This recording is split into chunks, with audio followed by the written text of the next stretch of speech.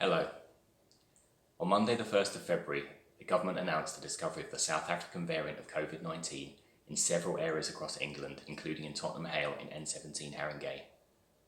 The first thing to say is that there is no immediate increased public health risk locally, and there is no change to the existing public health guidance in Haringey, including in N17. People in the area can still leave the house for essential purposes as before, including work and childcare or school, and of course medical appointments, including COVID vaccinations. The cases in the N17 postcode area have only been found in a very limited number of people in one household, and there is no evidence of onward spread from these cases.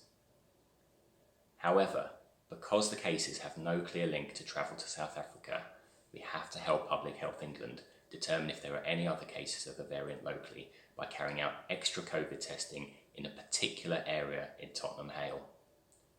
This means we will be sending teams going door to door offering PCR COVID tests to all people over 16 in a narrowly defined area.